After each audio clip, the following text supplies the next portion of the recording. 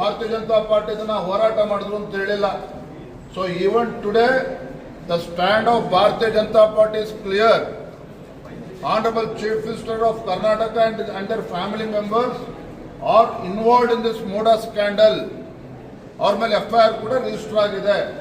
ಹಾಗಾಗಿ ಅವರು ನಿರಪರಾಧಿ ಅಂತ ಹೇಳಿಲ್ಲ ಸುಪ್ರೀಂ ಕೋರ್ಟ್. ಇವತ್ತು ಕೂಡ ಈ ರಾಜ್ಯದ ಗೌರವಾನ್ವಿತ ಮುಖ್ಯಮಂತ್ರಿಗಳು ಮೋಡ ಹಗರಣದಲ್ಲಿ ಇವತ್ತು ಕೂಡ ಅವರು ಆರೋಪಿ.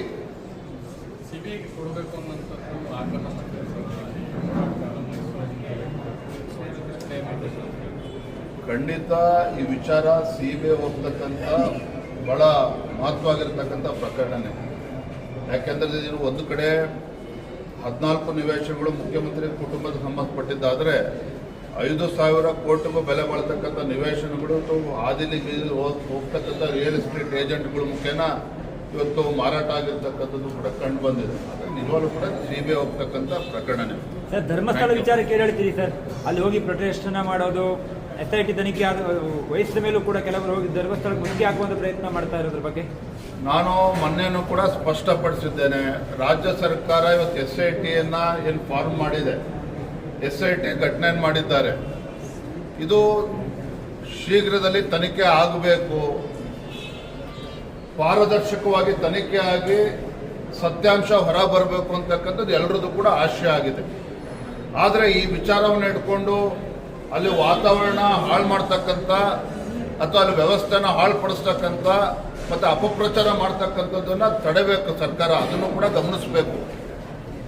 ಹಾಗಾಗಿ ಇದರಲ್ಲಿ ಏನೇನೋ ಕುತಂತ್ರಗಳು ಅಡಗಿದೆ ಎಲ್ಲವೂ ಕೂಡ ನಮಗೂ ಕೂಡ ಗೊತ್ತಿದೆ. ಆದರೆ ಇದೇ ವಿಚಾರ ಇಟ್ಕೊಂಡು ಅಲ್ಲಿ ವ್ಯವಸ್ಥೆ ಹಾಳು ಮಾಡ್ತಕ್ಕಂಥ ಕೆಲಸ ಮಾಡೋಕೆ ಹೊರಟ್ರೆ ಅದ್ರ ಬಗ್ಗೆ ನಾವು ಮುಂದೆ ಏನು ಮಾಡಬೇಕು ಅಂತ ನಾವು ಆಲೋಚನೆ ಮಾಡ್ತೇವೆ. ಅನುದಾನ ವಿಚಾರ ಸರ್, ಈಗಾಗಲೇ ಕಾಂಗ್ರೆಸ್ನ ಶಾಸಕರಿಗೆ 50 ಕೋಟಿ, BJP JDS ಕೊಟ್ಟಿದ್ದಾರೆ.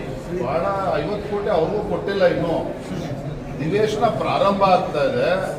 ಮುಖ್ಯಮಂತ್ರಿಗಳ ವಿರುದ್ಧ ಆಡಳಿತ ಪಕ್ಷದ ಶಾಸಕರು ಹಾದಿಲಿ ಬೀದಿಲಿ ಅವ್ರ ಮರ್ಯಾದೆಯನ್ನು ತೆಗಿತಾ ಇದ್ದಾರೆ. ಮುಖ್ಯಮಂತ್ರಿ ಸ್ಥಾನದ ಗೌರವವನ್ನು ಕೂಡ ತೆಗಿತಾ ಇದ್ದಾರೆ ಆಡಳಿತ ಪಕ್ಷದ ಶಾಸಕರುಗಳು.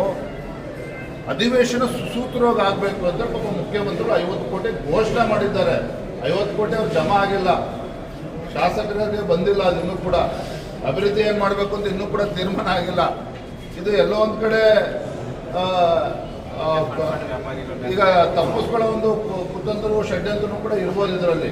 ಹಾಗಾಗಿ ಮುಖ್ಯಮಂತ್ರಿಗಳು ಹೇಳಿಕೆ ಕೊಟ್ಟಿದ್ದಾರೆ ಅಂತ ಮಾತ್ರಕ್ಕೆ ಏನೋ 50 ಕೋಟಿ ಬಿಡುಗಡೆ ಆಗಿದೆ ಅಂತೇಳಿ ಆಡಳಿತ ಪಕ್ಷರು ಭ್ರಮೆಯಲ್ಲಿಲ್ಲ. ಕಾದ್ ನೋಡೋಣ ಏನ್ ಮಾಡ್ತಾರೆ. ರೈತರಿಗೆ ಅನೇಕ ಜಿಲ್ಲೆಗಳಲ್ಲಿ ಬಿತ್ತನೆ ಬೀಜ ಇರಬಹುದು, ಯೂರಿಯಾ, ಗೊಬ್ಬರಗಳ ಯಾವುದು ಸಿಗ್ತಾ ಇಲ್ಲ ಸರ್, ಗಮನಕ್ಕೆ ಬಂದಿರಬಹುದು. ರೈತರಿಗೆ ಅನೇಕ ಜಿಲ್ಲೆಗಳಲ್ಲಿ ಗೊಬ್ಬರ ಸಿಗ್ತಾ ಇಲ್ಲ, ಬಿತ್ತನೆ ಬೀಜ ಸಿಗ್ತಾ ಇಲ್ಲ.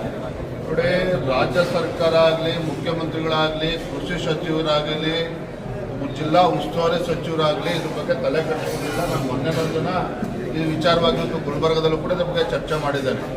ಹಾಗಾಗಿ ಈಗಲೂ ಕೂಡ ಕಾಲ ಮಿಂಚಿಲ್ಲ, ಕಾಲಹರಣ ಮಾಡ್ದೇನೆ ಇವತ್ತು ರೈತರಿಗೆ ಸರಿಯಾಗಿ ಅನುಕೂಲ ಆಗ್ತಕ್ಕಂಥ ನಿಟ್ಟಿನಲ್ಲಿ ಇವತ್ತು ಸಂಬಂಧಪಟ್ಟ ಸಚಿವರು ಇದ್ರ ಬಗ್ಗೆ ತಲೆ ಕೆಡಿಸ್ಕೊಳ್ಬೇಕು, ಉಸ್ತುವಾರಿ ಸಚಿವರು ಕೂಡ ತಲೆ ಕೆಡಿಸ್ಕೊಳ್ಬೇಕು.